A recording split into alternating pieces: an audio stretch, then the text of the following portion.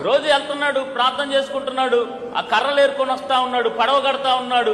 ఊర్లో వాళ్ళందరూ అనుకుంటా ఉన్నారు, అసలు ఇది ఏం కడుతున్నాడు ఈయన. అప్పుడు నోవాహు సువార్త ప్రకటిస్తా ఉన్నాడు. ఏంటి అయ్యా, ఒకానొక రోజు జలప్రళయం రాబోతా ఉంది, ఇదంతా కూడా నాశనం కాబోతా ఉంది, మనందరి కోసం ఈ ఓడ నిర్మిస్తున్నామంటే అందరూ కూడా నవ్వుకున్నారండి. నిజమే, నోవాహుకి దేవుడి స్వరం వినపడతా ఉంది. అయ్యా, జలప్రళయం రాబోతుందని చెప్పి దేవుడి యొక్క కృపణ పొందుకొని నోవాహు దేవుడి స్వరాన్ని విని ఆ ఓడ నిర్మిస్తా ఉన్నాడు. మరి భార్య ఏం చేస్తుంది? కూరగాయలు కొనడానికి నువ్వు బయటికి వెళ్తేనే ఏడున్నావు, చికెన్ తేయడానికి బయటికి వెళ్తే ఎంతసేపు పోతున్నావు, బయటికి బెరుగుల మీద కూర్చుంటే ఎంతసేపు నీ కోసం చూడాలి, రావా ఇంటికి తొందరగా, నీళ్లు పోసుకోవా, అన్నం తినవా, ఇట్లా ఉంటాయి డైలాగులన్నీ కూడా.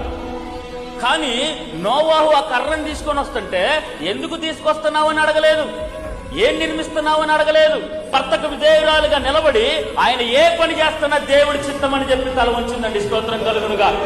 ముసలోళ్ళు కూడా విడాకులు తీసుకుంటారు, కోర్టులో చూస్తా ఉంటుంటే ఏంటంటే ఈ వయసులో నాకు వద్దేనా, అరిచేస్తున్నాడు నన్ను, ఎంతకాలం భరించాను అని చెప్పి ఒక భార్య మాట్లాడుతూ ఉంది. 60 సంవత్సరాల వయసులో, 50 సంవత్సరాల వయసులో నాకు ఈ భర్త వద్దు.